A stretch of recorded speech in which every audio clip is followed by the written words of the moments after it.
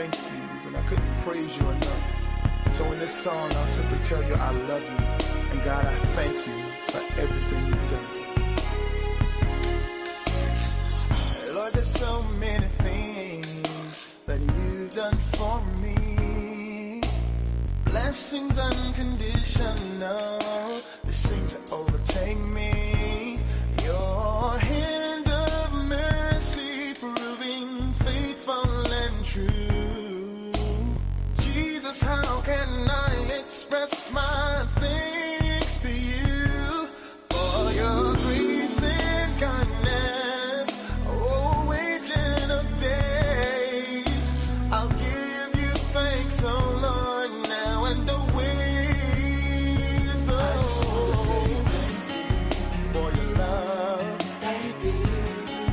For the love, thanks to you for all of the times that you brought me through. Lord, I just want to say thank you.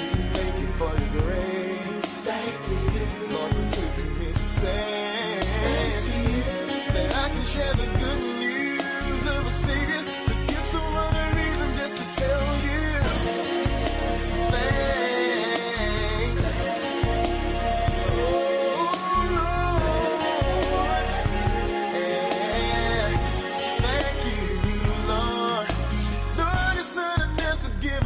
Praise to the one who has blessed me in so many ways.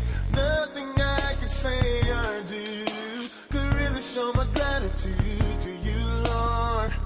One God, one love, one faith. To you I give you praise. Three blessed Trinity, you mean so much to me. You showered me with love, even when I turned away. Lord, I could never repay you, so I'll just say, I just want to say thank you for your love. Thank you for the blood. Thanks to you for all of the times that you brought me through. I just want to say thank you.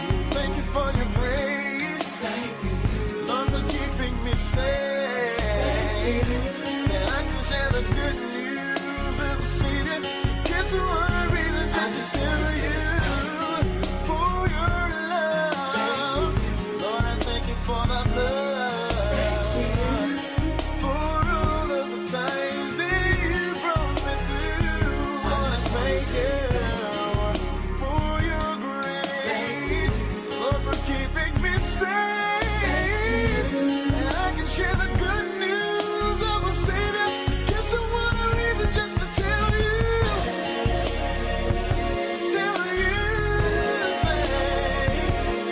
thanks. Oh Lord, I worship you in spirit and in truth. Lord, I lift my hands in praise to magnify your name. I exalt your name most high, and I beg you to tonight to spend some time with someone who longs for.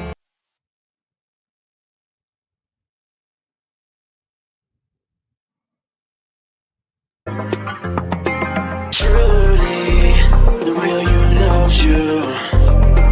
Truly, the real you loves you. Truly, the real you loves you. Truly, the real you loves you. Truly.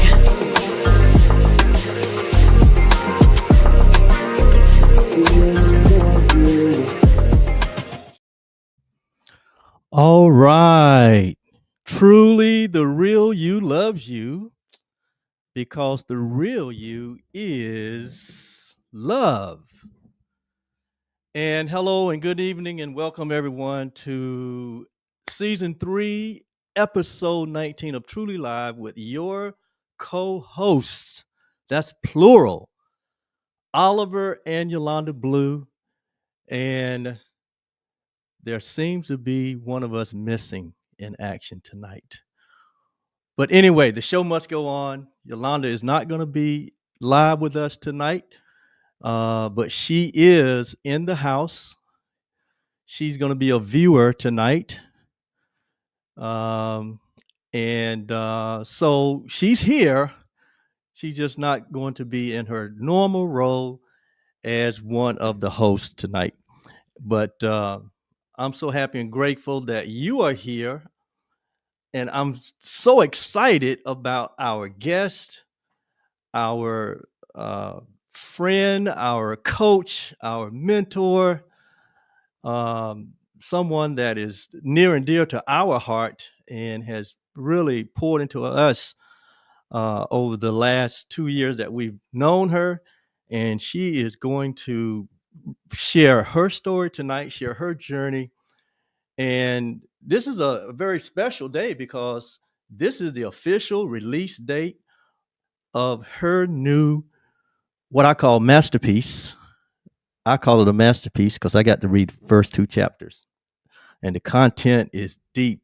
The content is rich. And she's going to come and share her story tonight, share her journey, and give us some insight on what we can expect from the content of her newly released best. I'm calling it out, bestseller, all time great. Yes, if you are a career professional, and all of us are in some kind of career, so that puts all of us in that boat.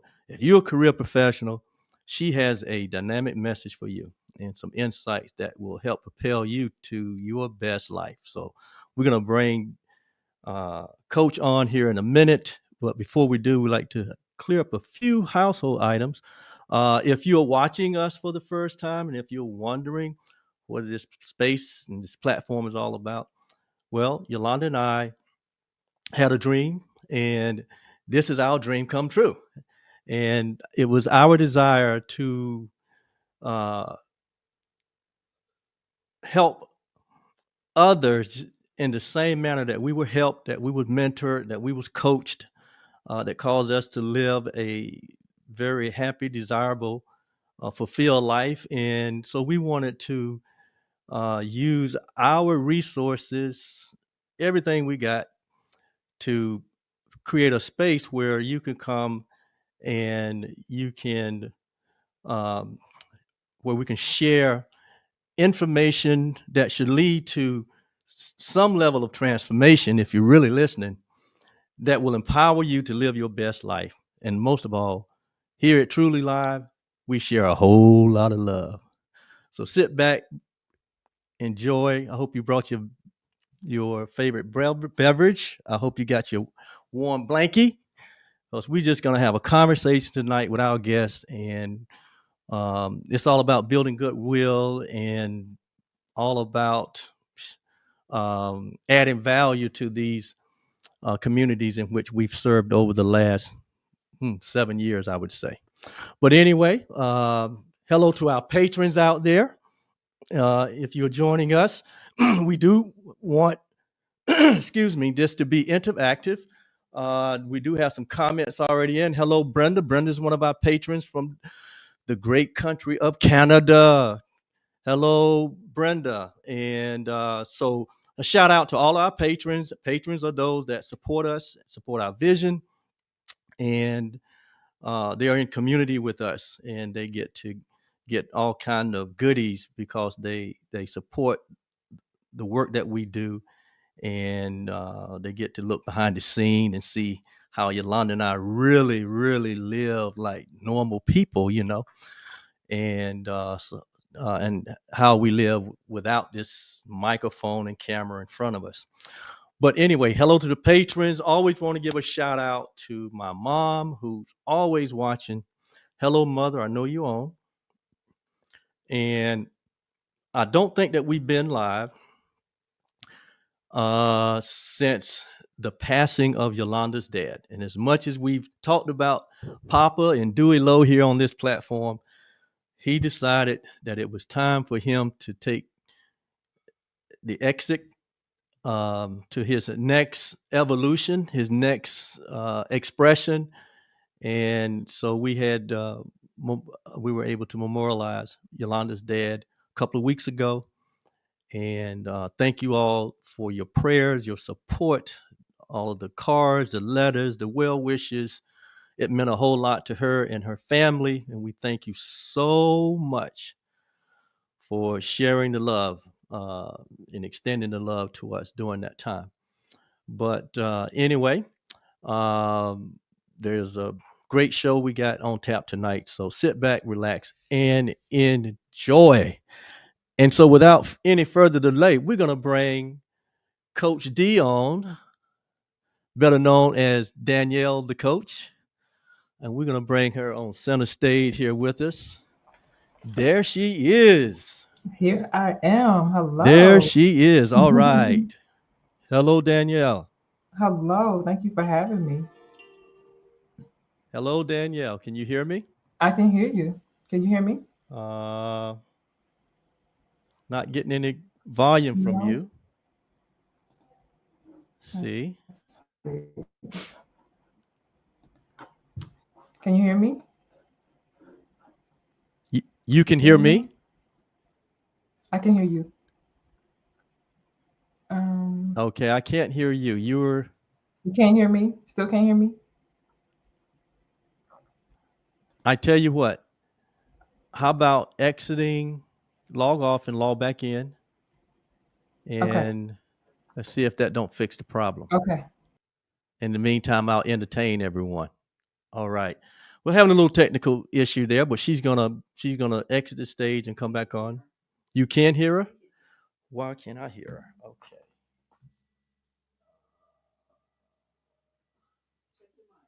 Check my settings. Settings. Where's my settings? Setting audio.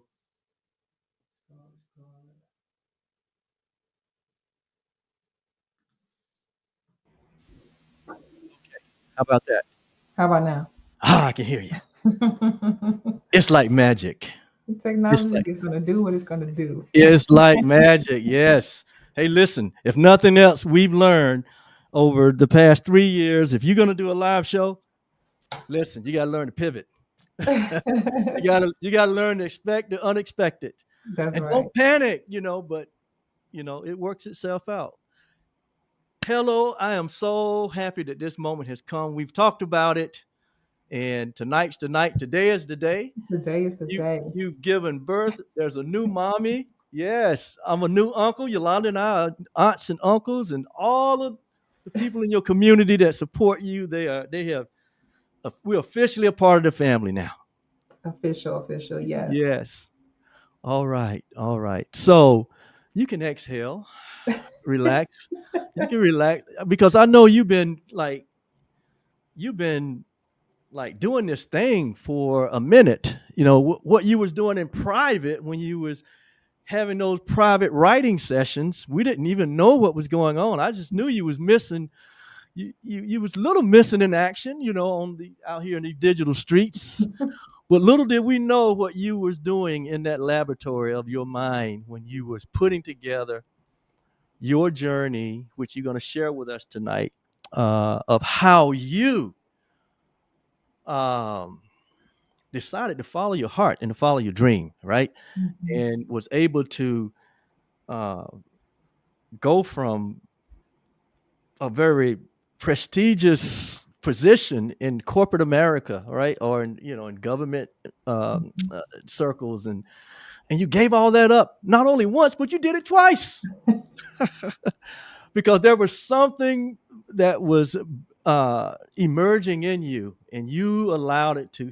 You said yes to it, and here we are today, and you are at just another level because now you've given birth to the very blueprint that you walked through to free yourself and to become a what we call a six-figure quitter without regrets. That's right. You don't even need me. I'll just Is let you that a do. good I'll let you setup? do all the talking for me. You got it. Is that a good setup?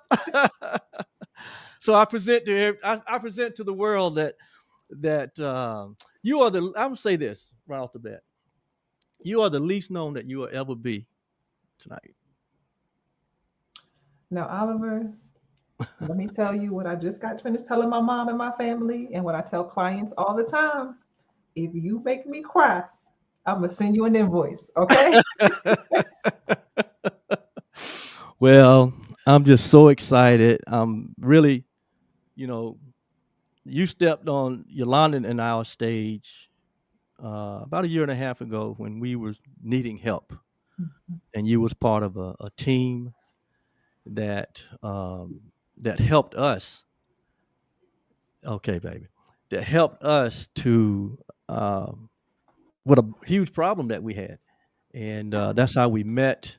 Actually, you were part of the coaching team that we hired on, and you guys moved us down the road, and so, but there was connection. There was a somewhat of a even deeper connection with you and Yolanda and I, because first of all, you and Yolanda are sorority sisters, That we AKAs. are, Yes, and that we Skiwi. are.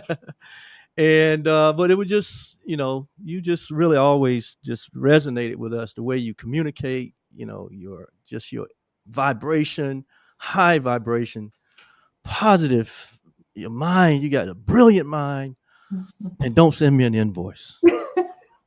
Don't send me an invoice. But anyway, glad you're here. Thank you for having me. It is a Yes, pleasure. yes. So how we start this conversation, so if you're listening in tonight, this is season 3, episode 19. We have Danielle C Graves with us tonight. She's a life coach, speaker, and brand new author. And she's going to share her journey with us tonight. And so sit back and enjoy. You're going to learn a lot if you just be open to the conversation. But if you like to ask a question or share, there's, if whether you're on Instagram or Facebook or YouTube, use the comment fields, and if you have a question, just put it there, and we'll try to get your question answered. So before we get into the baby, the book baby, Mhm, there was a there was a whole lifetime before that, mhm. and so if I say your parents, your early childhood education, just share a few things about you to let the audience know that you are a real person, right? I am real. If you saw me about 10 minutes before I came on this live, you would have known with the tears coming down my face just how real I am. So I'm a native of, I claim Hampton, Virginia as my home base. I grew up a military brat. My father is an Air Force veteran. I moved around a lot growing up. However, I know in comparison to a lot of my fellow military brats, the moving that I did was minuscule in comparison to some others. So I started out in South Carolina, and then we were stationed in Hampton, at Langley, and then ended up getting stationed back in South Carolina at some point for a short stint, and then went back to Hampton. So it was a lot of moving for um, a child to be uprooted and to go from school to school, environment to environment, and then being an introvert on top of that. So there were some growing pains, if you will, but that is what the early formative years of mine looked like. Doing a little bit of moving and shaking, doing the military thing, with my family. I'm the oldest of two. I have a sister who is a PhD. So greatness runs through my DNA. Like we don't take any shortcuts around here. Um, let's see what else. I am a Bethel Bruin. I walk the same halls as NBA Hall of Famer Allen Iverson. Not at the same time. A couple years after him. He's a little bit older than me. But I am a Bethel Bruin at heart until the day that I die, and I'm also an ECSU Viking. I went to Elizabeth City State University. I pledged AKA while I was there. Shout out to Delta Theta Spring '04. And I also attended the University of North Carolina at Charlotte. So I am a Niner as well. 49er, yeah. Okay. 49. I am. Yep. So I've been Been around. I've seen some things. I've experienced some things well before I started to come into my own and find my footing and my voice in the world. It took just having that wide swath of experience and engaging with a myriad of people from a myriad of different backgrounds. And I think that all of that has shaped who I am, my outlook on the world, and why I am as resilient and relentless as I am when it comes to living my absolute best life. Wow. And that's just the short version. I've read more of the details, right? Like and all of it, I know you can look back on it now and see where all of it was just a setup for the person that you had to be for the assignment, right, that you were Mm, to deliver um, to the world. And mm, like, uh, for example, I know that when you was like in the first grade, they said that your teacher said that you was too smart for your own good. So they moved you on um, out of the first grade and you went up to the second grade. Am I correct with absolutely. that? You are correct. You Yeah. are correct. So that was an early indication that, you was not the ordinary or you were not going to just be the ordinary, right? You're going to be Right, the right. extraordinary. And that was really like the first, like, I read, your book. Oh, I know you did. And so you like, that was an early indication of, you know, the bold decision that you would make down the road in your life, right? That really brought us to this moment and brought us to this night and brought us to this big event where you have launched your and released your new book that we're going to get into later in the conversation. But I wanted to kind of lay the groundwork to show the audience that you didn't just arrive, right? This thing has been put together meticulously. Your life has been put Mhm, together meticulously all along the way. And all of our and base and really, if you really if a person will really stop and think about their past, they will come to realize, if you really be honest, that everything in our life happens, right, preparing us for what we are to become. mhm. And no one is uh, omitted out of that. It's just a matter of being open to that. So great education, moving around early. So, having to make friends, leave friends, make new friends, leave friends. All of this was right, like Mhm. preparing you for the person that you were to become. So, how about talking a little bit about your career, like when you finished college and because that kind of set the stage for the content of your book. Sure. So my experience at UNC Charlotte, I actually was admitted into a fellowship program, if you will. And so Uncle Sam paid for my master's degree. And the deal was, if Uncle Sam paid for the master's degree, then you owe Uncle Sam back time and service. And so at the time, the requirements were pretty stringent, and the time and service had to be at the federal level. So, like, my next steps were already kind of pre-designed. They were still loose because there was no job guarantee. I had to go and do the grunt work and find a job, but the requirements, unless I wanted to pay them back the money they paid for my education, I had to find a federal job. And it wasn't any easier back then than it is now to get a federal job. You just never know, right? But it just so happened that divine timing. Like I can't say it any other way. Just divine timing and serendipity, being in the right places at the right times. And thankfully, the program, my scholarship program, the scholarship for service program, they curated career fairs, job fairs for the students who were in the program at different sister institutions. And so at one of the career fairs, and all we had to do was just like give our resume, right? These are uh, recruiters that are looking to bring us on board, right? So that the relationship has already been created. So it's just a matter of being a match made with the right student, with the right opportunity, and the right agency. And so you just go around, you shuffle your resume to different representatives at different tables, and hopefully something will come out of it, right? And then mind you, at that time, I've been in school all my life. I went straight through to grad school. So I don't really had some like retail work experience, but not really outside of summer internships with the federal government, not full blown permanent career experience. So it's kind of like, I know I need this job. I know I want this job. There's a little bit of pressure, but it's not a lot of pressure, right? So thankfully, there were a couple opportunities that bubbled up, and the FBI turned out to be the organization that won over the other organizations that I was in talks with. And so my journey with the FBI actually started as an honors intern. So the summer that I graduated from graduate school, I was an FBI honors intern. But I love telling this part of the story. That wasn't my first tango with the Bureau. I actually was in talks with them the summer before. It was the FBI and the State Department.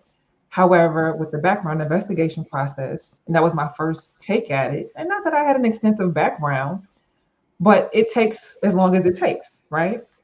And so, with it being a summer internship and a summer internship being a requirement for my scholarship program, they didn't let me know that they wanted me and that I cleared the background process in time enough for me. And so the State Department was ready for me.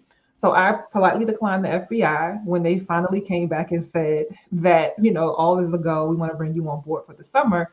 I had already accepted with the State Department. So I had to politely decline. So it came back around, an opportunity came back around the next year. I didn't even apply.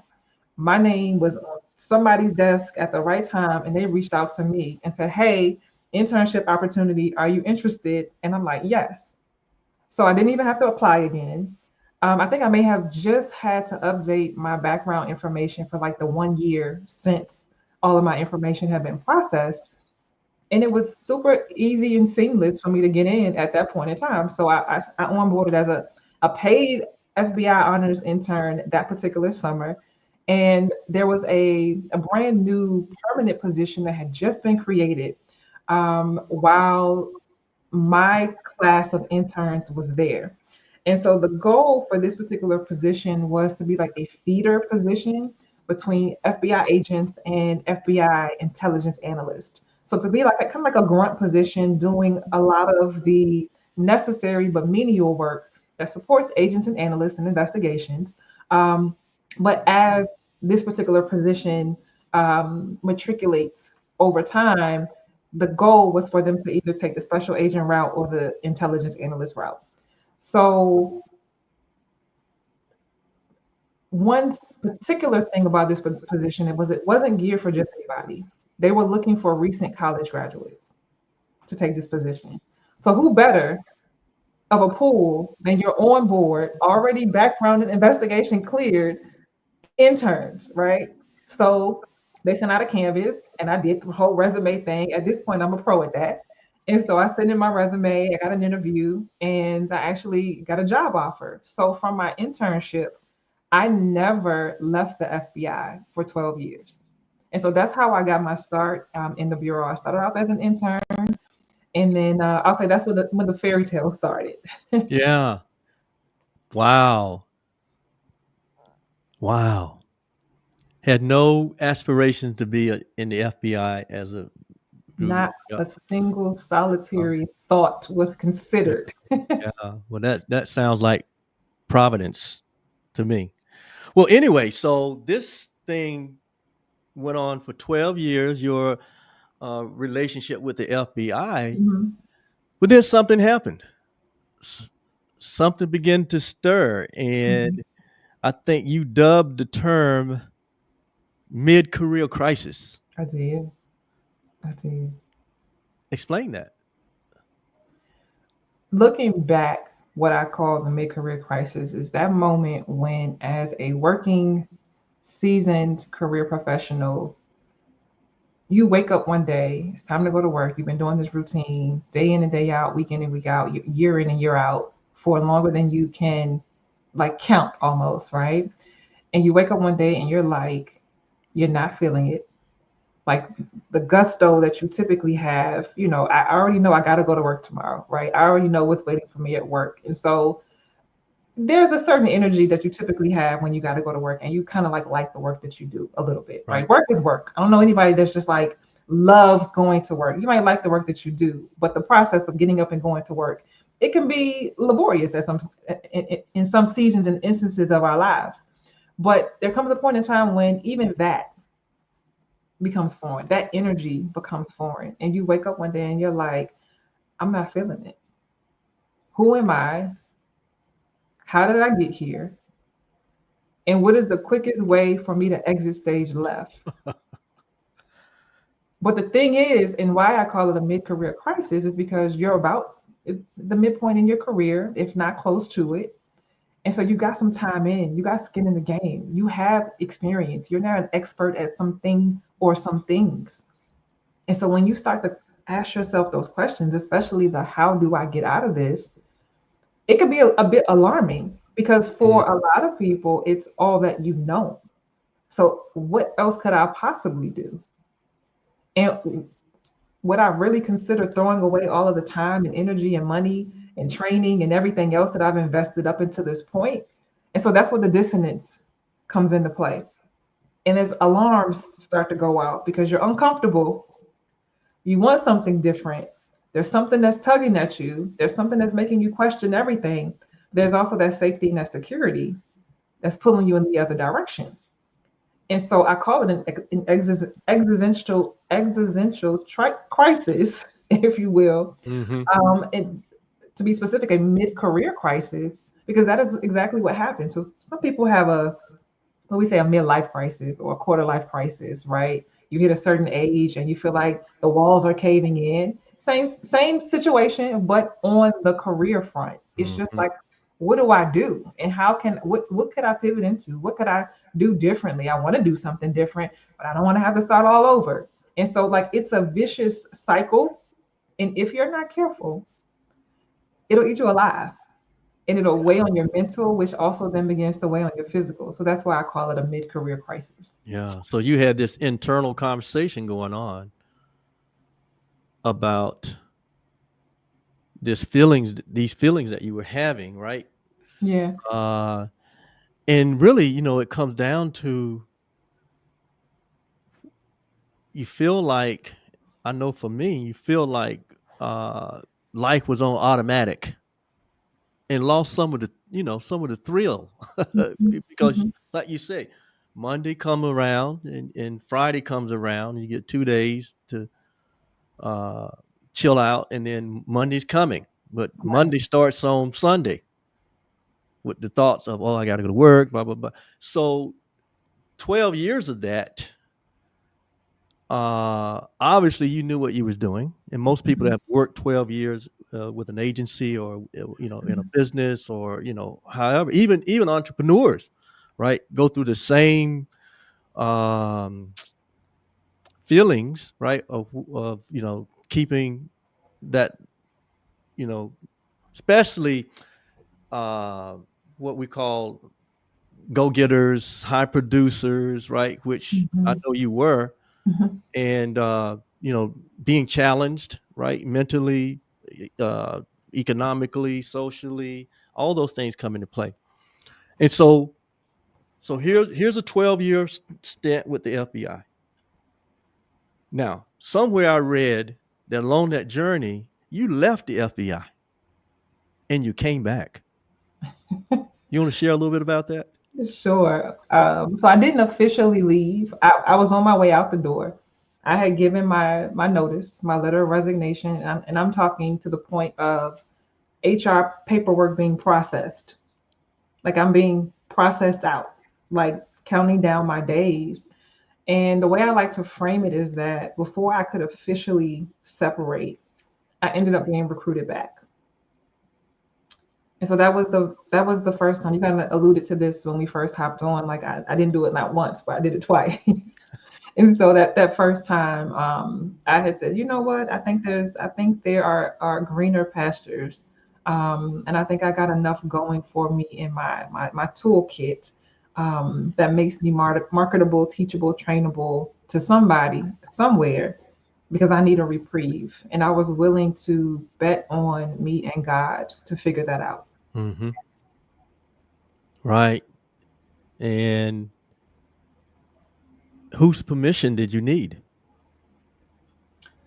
to make Um, that decision? Nobody, because when I made it, it was an internal decision. And so when I shared it with my personal board of directors, and I called and asked for support, not permission. And so I was clear on that, like I didn't need financial support. I was good savings wise. I was very, very much so financial savvy, and a good steward of my finances. So I wasn't worried about money, not, at least not for some time.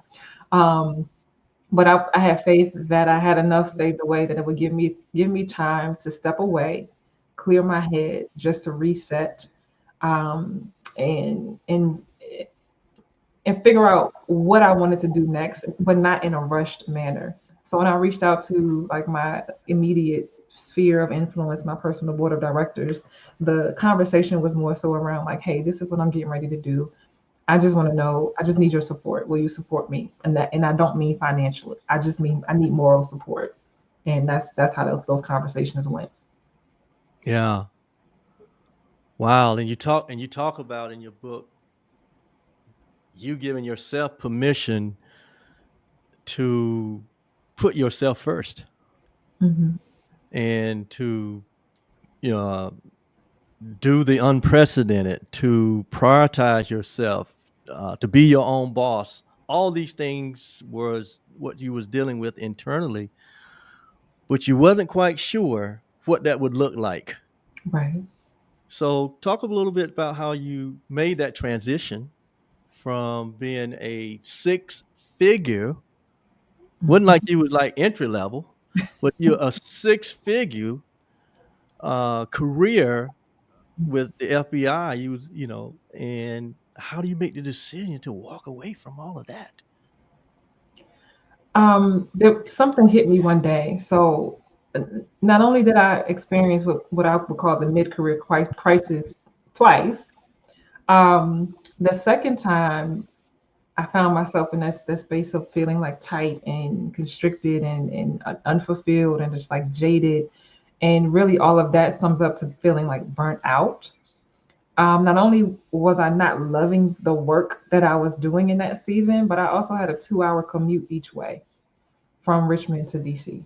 And then being working 9.5 hours a day and then making the commute back. So my life was not my own. And there was one day on the commuter van that I rode, I'm just sitting with my thoughts because I'm miserable at this point, but I'm on the hamster wheel, right? I'm on autopilot. This is my life. This is the process. Got to go to work. At this point, I have a mortgage. I got bills to pay, right? I got to do what I got to do. How do I get myself out of this?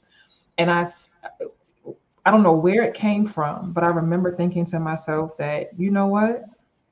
No, the question I asked myself was like, why am I doing this? And the response was, you're a slave to money. It was the money. It wasn't the work. Not in that season. It was the money. And so when you look at it that way, it's like, well, am I? Am I now? Okay. That's something to chew on. And it also gave me an opportunity to position myself to do something about that. Like I'm a slave to money. So what does life look like if I'm not a slave to money? Freedom. Yes.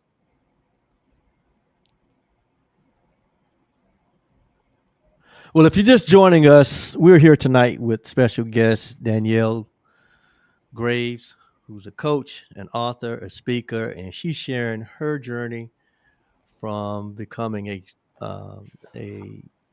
9 to 5 career Mhm. person, uh, and a six-figure earner.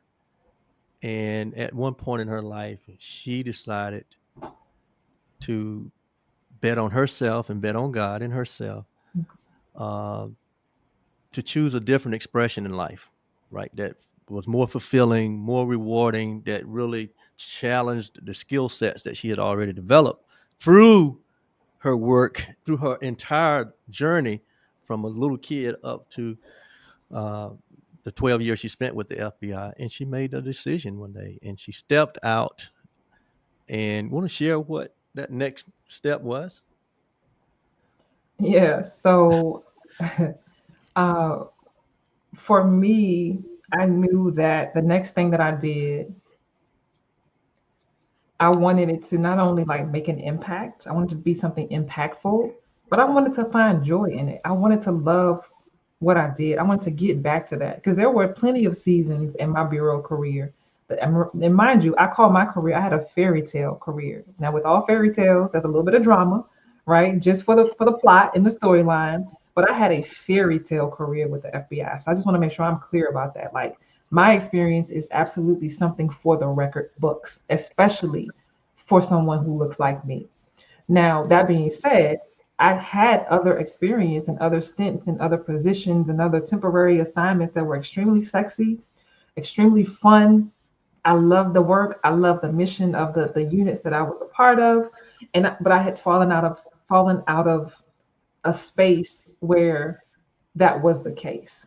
And so because I knew what that felt like, I knew what was possible and I was experiencing something different, I'm like, it's important to me to love, not like love the work that I do. It doesn't mean that every day is going to be roses and butterflies and sunshine and rainbows. I'm mature and wise enough to know that that's not how this thing goes. But on most days, I want the nature of the work. I want the mission to pull me out of bed in the morning. And if I don't have that, I don't want it. And so for me, it required me to be intentional about what do I want? If I don't want this, then what do I want? Right? What is the opposite of this? Like what even brings me joy? Like what makes me happy? Um, what do I love to do? And then at this point, and this is why it's also crisis like for my mid-career professionals, my seasoned professionals, is because at this point in time, you've developed so much acumen and so many different skills and levels of expertise that you're kind of like a Swiss Army knife. Right. If you're that girl or that guy, like I was that girl, you can do a couple things extremely well, right? Even if it's not what you're gifted in naturally, you're teachable and you're trainable, right? And you have the work ethic that people pay big money for. Like that's really all you need in these environments, right? To really kind of like do well and make a path for yourself. And so having experienced a number of different lines of work, especially under the FBI umbrella, it afforded me a lot of different tools coming out of my Swiss Army knife. And so now I'm at this point, like this is another decision point for somebody who's fatigued, who's burnt out. The routine is good because those are less decisions that I'm having to make day to day. But because I'm in this rut, I'm in this vicious cycle. And it's just like, well, I don't know what I want to do next. I have all of these options. But then the plot thickens because it's like, well, I just don't want to make the wrong decision again. I don't have that kind of time, or I didn't feel like at the time that I had that kind of time or runway to, oh, I'll try this today and this next week. It's just like, I am so over it. I Mm. need to change. I need to change now, but it has to be the right thing. And so I honestly don't even remember how leaving outright came up the second go round. I just know somehow it got factored into the equation and I started toying with it. Um, and one of the questions that I know for a fact I've asked myself over the years, and not just when things were feeling tight, but the question was like, I wonder how successful I might be if I worked as hard for myself as I do my employer. There's proof that I work hard. Mm-hmm. There's proof that I add value. There's proof that I'm worth six figures, which means I'm worth way more if that's all they're paying me, and it's in the Right. government. So I have the proof. But how successful might I be if I poured all of this energy inward into a thing of my own? And so that might have actually been like where the straw started to unravel, like in that season, and just going down like that rabbit hole of, okay, well, if I did work for myself, like what would I do? You know, in this coaching, in the space that I'm in now, this isn't my first business. I had a business back then. My first business was in photography. Yeah. So my default was, okay, well, maybe this is the time for me to like run the photography game, you know, like do what I got to do in the photography space and like really take that super serious and devote some real time and energy into growing that particular brand in business. So that was like the default because that was already in it. It already existed. I didn't have to quit and start the photography business. The photography business already existed. And so I'm like, well, okay, well, that's what I think I can do. But I still felt like there was something else that was kind of like pulling at me. And so photography felt like, okay, yeah, this is kind of like a stopgap, but this is not the end game for me. And so that's where all of that kind of came from. There was something bigger calling you. You've already, yeah, like the things that we can already do, we know we can be successful at. That's not like the big goal. That's not like a big enough reason, right? There was a bigger reason for you to go through all of that and to get to the point that you actually made a decision and you got into the coaching space. And so tell us about the coaching. How did you get to that decision and how that's working, how that's been working for you? This is so early in my career, like when I kind of got my feet up under me and I started observing like my peers, my coworkers, my leadership, just, you know, people watcher. I'm an introvert. That's what we do. Like we sit back and we observe things.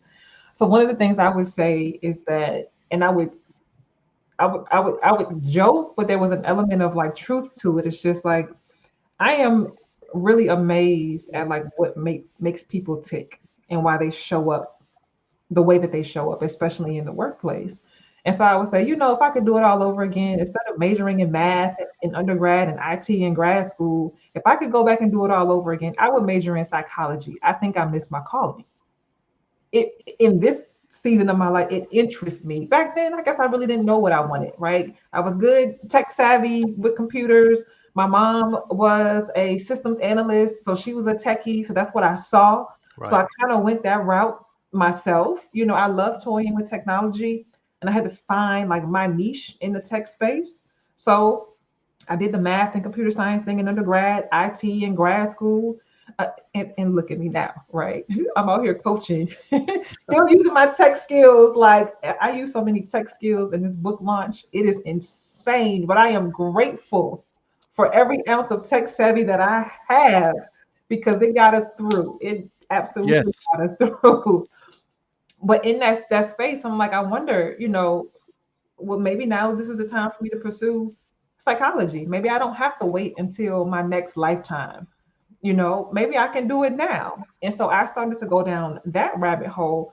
But what I learned is that I would have needed so much more education and that would have taken so much more time and money that I wasn't willing. I just didn't have, I didn't have, I won't say it this way.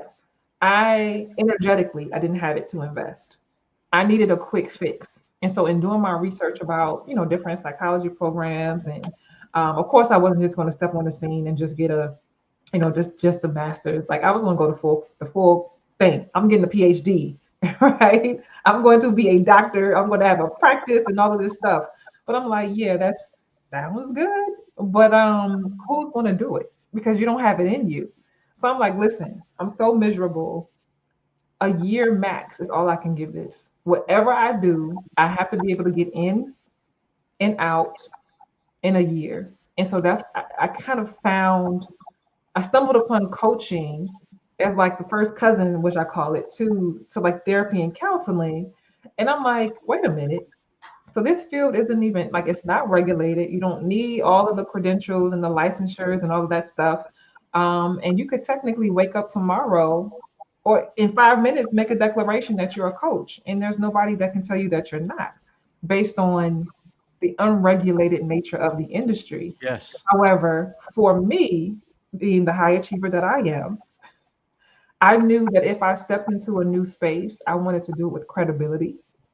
And so I knew that I wanted to um, find a training certification program for coaching so that I could have some credentials behind my name when I stepped into the marketplace and position me for the success that I know my soul desired. And so that was what that journey was like for me. Wow. And so you've been in the coaching space for several years now, and you focus specifically on helping career professionals, mid career professionals.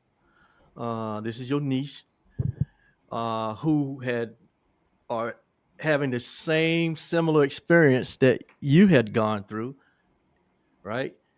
And you help them to make a decision, right? To go after their dream, leave their 9 to 5 without regrets. Because it Mhm. don't just happen. You found a formula, you found a blueprint, having gone through it yourself. And then now you turn around and you help others, because if anyone that's had a career or having in the middle of a career, I mean, you're gonna have this experience. I mean, it's unavoidable. And so Mhm. talk a little bit about why that focus, and what do you do to help others, and Sure. yeah, just share. So I actually started out saying, well, at some point in the evolution of my brand, my Danielle the Coach brand, it's been a number of I help statements, like who I help and what I help them do. And there was a season, I think the longest season has been calling my ideal client mid-career professionals. But it has evolved yet again. And so in this season, I serve founders and CEOs who may still be juggling a 9 to 5 and just haven't made the transition yet. So I help them transition out of their 9 to 5 without regret. And then also, once they do make the transition, I help those who have already transitioned navigate and balance the demands of life, leadership, and business. Wow. And that's kind of how we got connected, right? Because Right, yeah, you was right in the middle of doing your thing when we met, right. with another organization, and thank God for that. So Mhm. you talk about in your book, the book Baby, that she just delivered, and the day is the birthday, the 12th of December, right? Actually, Yes. this is the official release date of her new book, and the name of her book is The Six Figure Quitter. Why did you choose that name? It was a divine download. That's all I can tell you. Like one day it just hit me and I was like, oh, that's it. And I never let it go. I never let it go. I can't even tell you. There's so many things that have happened on this journey that the only way that I can explain it is that it was divine, whether it was divine timing, whether it was a divine download, whether it was a divine encounter, whether it was a divine partnership. There's so many things that have happened in that manner. There's no other way to explain it. There's no other way. Yeah.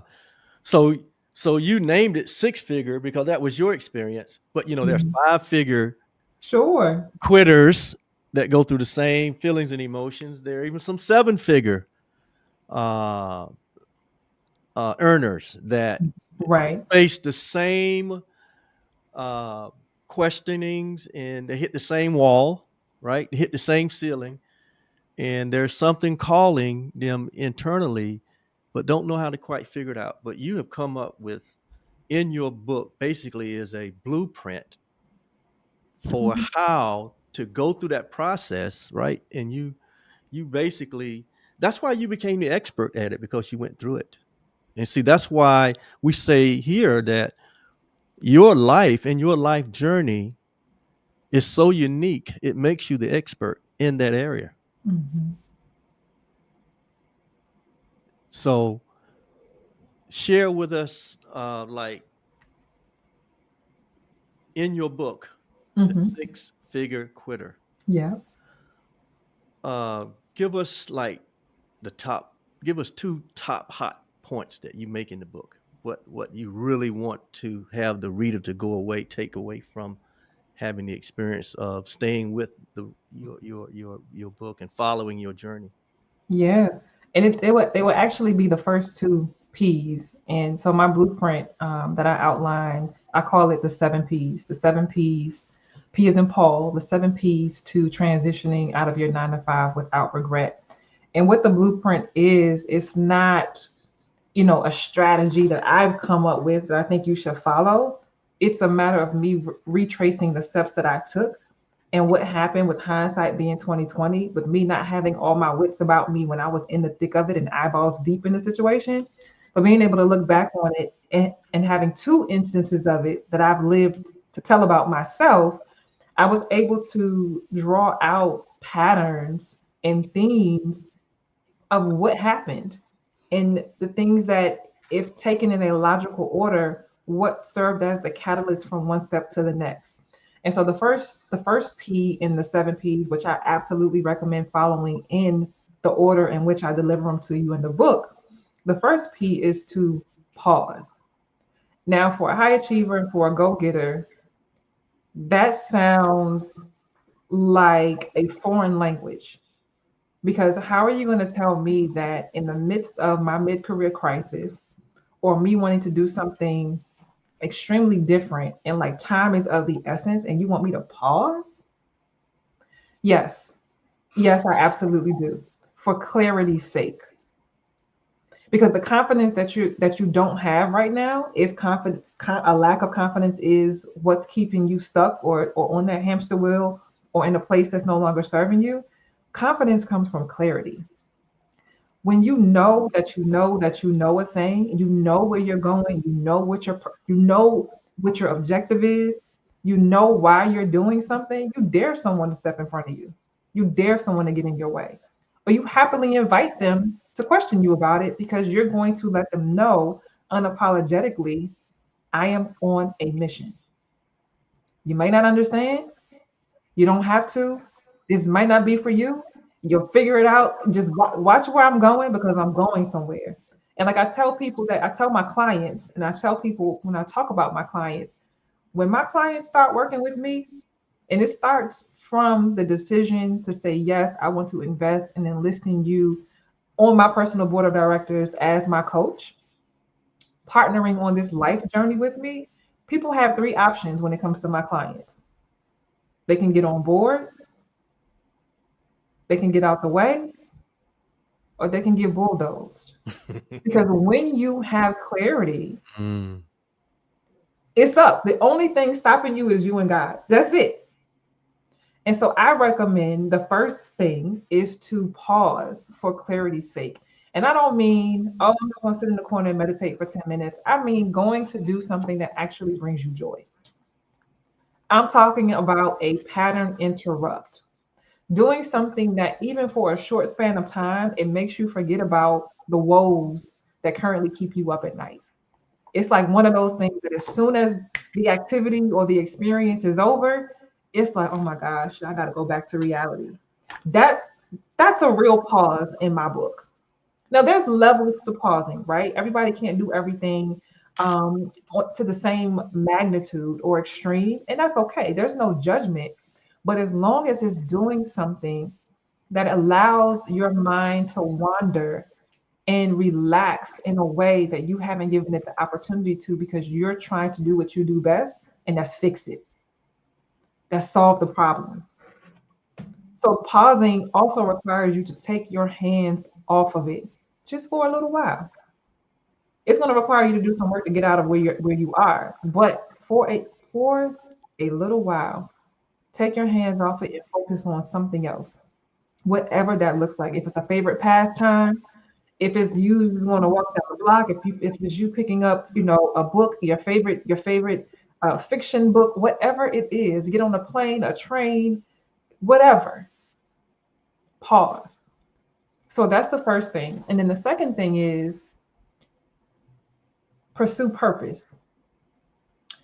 And I am relentless and unapologetic when I talk about purpose because purpose is what freed me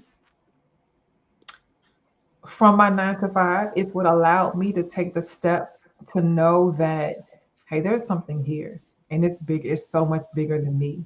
It's so much bigger than me. And when you care about your purpose, because it's one thing to know, like, oh, yeah, everybody has a purpose. I don't really care about that. I'm going to still do what I want to do anyway. Right. This message isn't for you. But for those who align with the thought process that I was created for a reason, as was everybody else. And there is something so divine that happens when we are in alignment with our purpose. And there's levels to it as well, because sometimes you can be in alignment with your purpose and you're not even thinking about purpose. Purpose isn't even on your radar. Like just your life maturity hasn't gotten you to the point to consider or to wonder, like, why am I here? That doesn't mean that you're not already operating in purpose.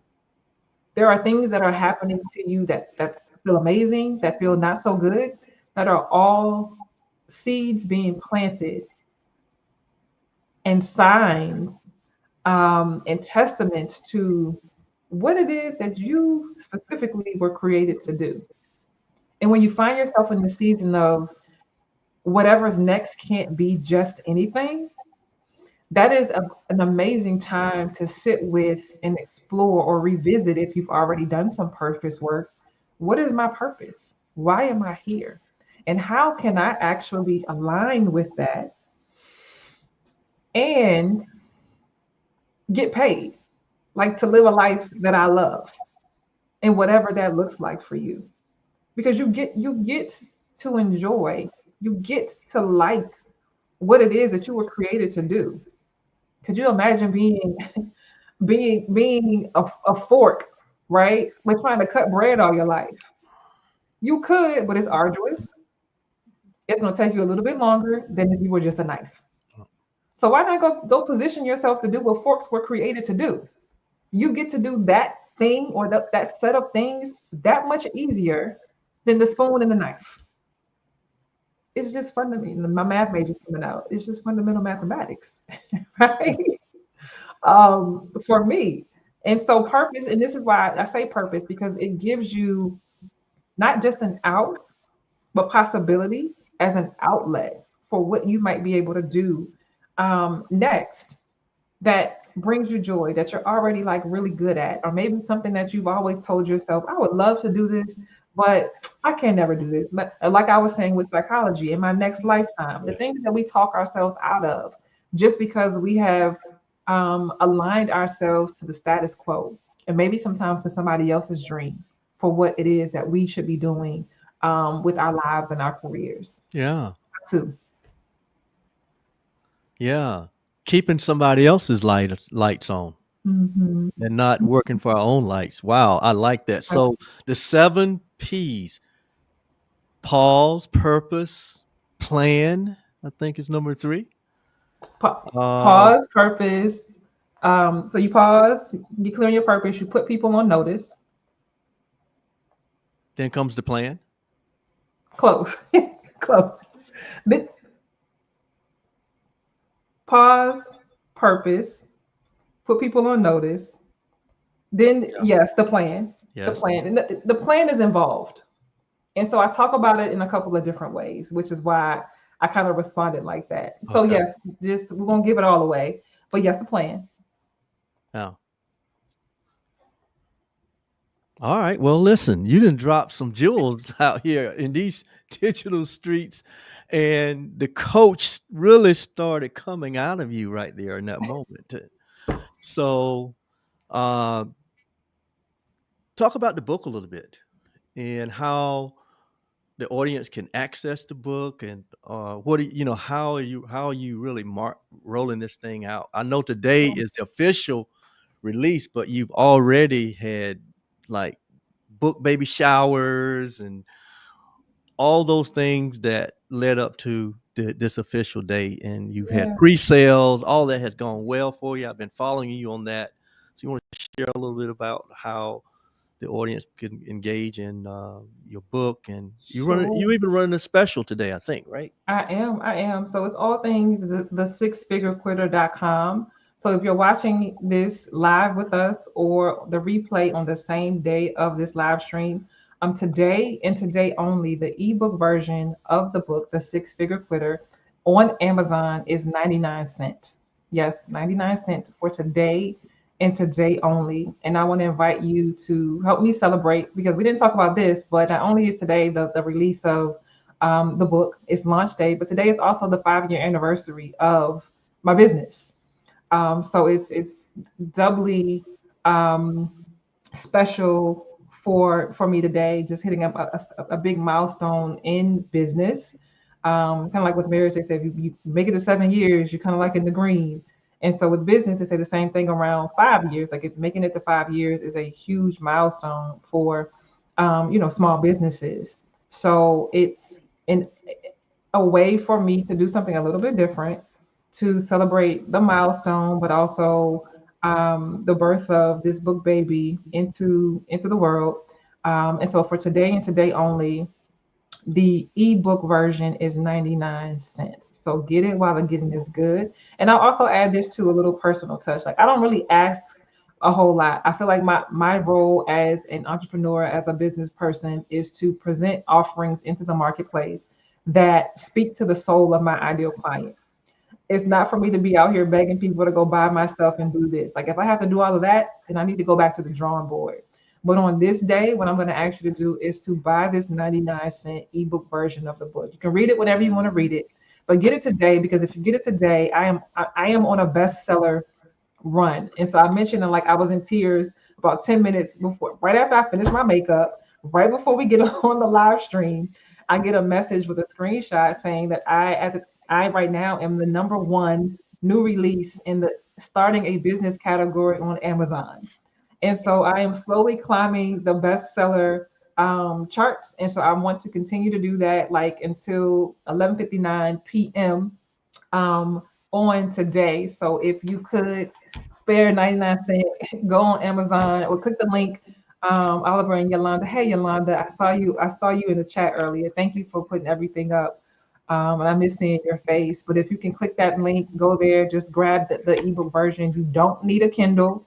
You can come straight to your phone, and that will help me on my bestseller run as I celebrate this 5 years of business in this realm, in this space of the coaching space, as Danielle the coach, and then also my leadership development firm, which I formed at the same time on the same day. So 1212 is very special for me. It's very meaningful, and to be able to celebrate and experience 5 years in this way, like this is well beyond like my wildest dreams. Wow. So you've heard it. If you if what she shared is resonating with you, please support by going to the site here. Just uh, grab that site and go and purchase download the ebook for just 99 cents. I'm telling you, just the first chapter is worth $99 to me. I've read the whole first chapter, and her ability to create and to communicate in writing is just as outstanding as her ability to create verbally, as you hear. Mhm. The thing that I've always admired about Danielle is that your clarity of verbal communication. You make things simple, and you put your thoughts right in an orderly fashion to where people can understand clearly and easy. Mhm. And Yolanda and I are so delighted to be a part of this launch day for you to be on Mhm. our site and sharing with our community. And Yolanda has added some notes here. You know your sister, right? She she has added some notes from what you have shared, some key points. And these are just like almost like she's kind of done an outline of what you've shared and a synopsis of what you've already shared with us today. So if you're watching this live, you can go in today and you can make that 99 cent download for the ebook. If you're watching the replay, You can we still pre-order? So pre-orders are done. If you order it, then you're ordering it outright. And you can order, if you want the paperback, you can go to the6figurequitter.com. Right, on Amazon. No, the6figurequitter.com. Right, The but that's website.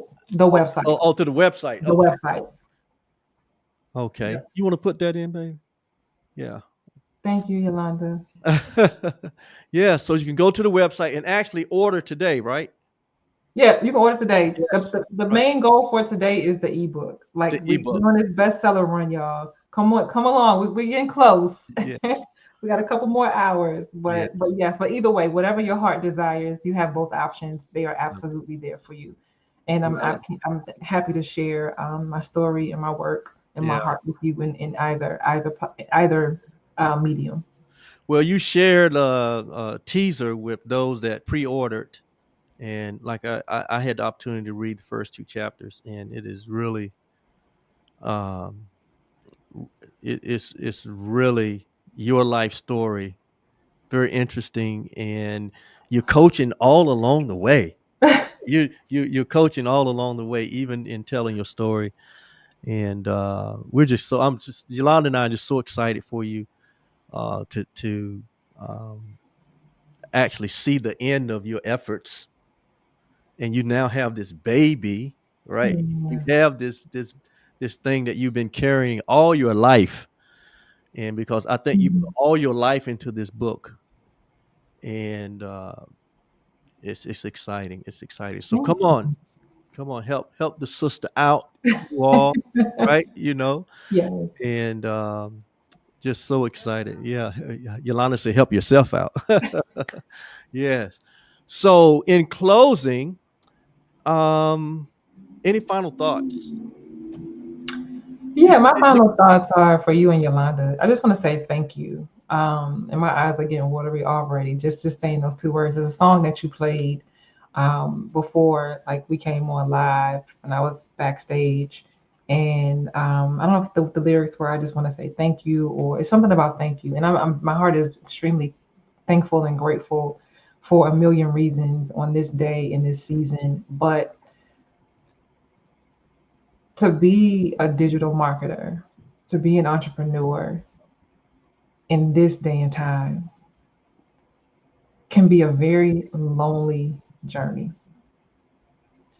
And even if you have people, even if you're not alone, it can still feel lonely if you're not constantly around people who are doing similar types of work or are entrepreneurs in their own right and understand the grit and the grind that it requires in order for you to keep the lights on, both in your business and at your home, if the business is paying your bills. And so every once in a while, there will be someone who bubbles up in my sphere that adds themselves to my cheering squad. And it's like no matter what I do, no matter where I'm showing up, they are right there rooting for me with pom poms and fist pumps, like no matter what. And I see y'all, I see those people who are those people who fit the bill in my world. And you and Yolanda are absolutely two of those people in my world. And it doesn't matter what I'm doing, it doesn't matter where I am. Hey, Soror! It doesn't matter what I'm doing or where I am. You guys are some of the most consistent in my cheering section. And I don't even know like how it even came to be, but I am immensely grateful. And I just wanted to take the time to thank you and give you your flowers while you're here. And I don't want you to ever think that I take it for granted what your support means. Like you didn't have to invite me to be on your platform. Like you had this vision before I even had the vision about like the virtual book tour. And I'm like, God sent them. God absolutely sent them. He knew. And then he made it so that out of the 3 days that we wanted to, that you gave me, two of them didn't work for me. And that left today. That left the launch day. That That's you what I'm didn't even talking. know was release day. No, I didn't. And so when I say the things happen in a divine manner, like this is what I mean. This is exactly what I mean. And so I'm just extremely grateful for y'all. I could talk about y'all all night, but I won't. Yeah. I just want to say thank you. What you don't remember is that night when we was at the boot camp and we was downstairs sitting, right? Uh-huh. And you were asking me what we did and da da Yeah. da. And I told you about our platform. You don't remember this. And when I was sitting there that night, I was saying she's gonna be a guest on our show. She's gonna be on our platform. And so this is something that I saw then, right? So you know, I had a foresight into that, and we're actually having this experience right now, and it gives me so much joy. Thank you so much for those kind words, Yeah. and Yolanda feel the same way. Now, yes, you have to put the HTTPS in there. Brenda says the site does not that does not take you. Yeah, she had to put the HTTPS in front of that in order for it to get to the site. All right. Well, this has been lovely. It Lovely, has. lovely, lovely. And so if you want to reach out to Danielle, you can do so by you can email her if you want to know more information about how she can serve you in a coaching capacity.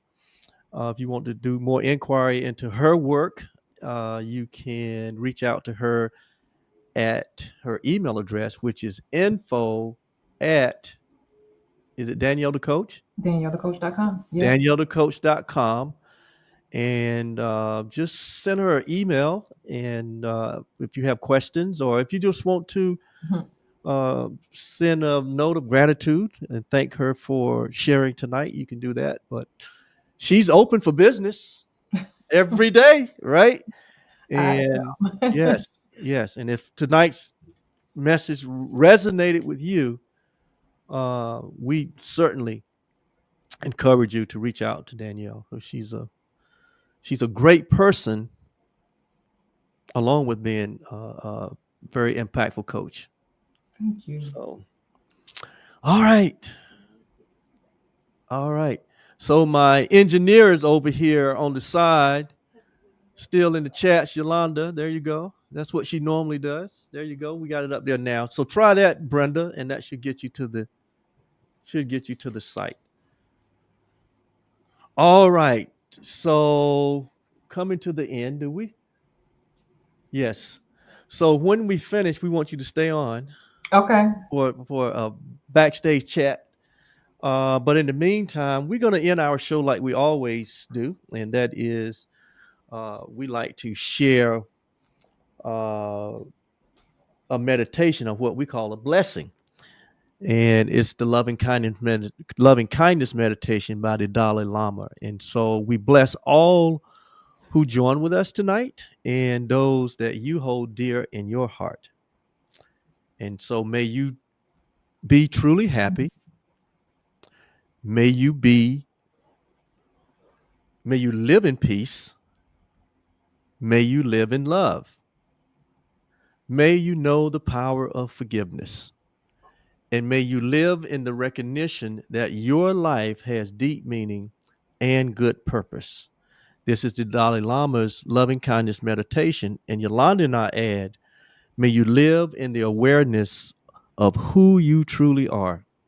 We extend this blessing to every being on the planet, no exceptions. And so it is. And so there you have it, my friend. This is our final. No, it's not our final. We'll have one more episode on the fourth Thursday of this month. One more episode of Truly Live in 2024 before we bring in the new year. So join us on the fourth Thursday at 7 p.m. right here. And I'll have my beautiful partner with me the next time, right? But anyway, there you have it. She's not here, but I'll say it. We'll end it like we always do. My name is Oliver, and she's Yolanda, and together we are the OK Blues.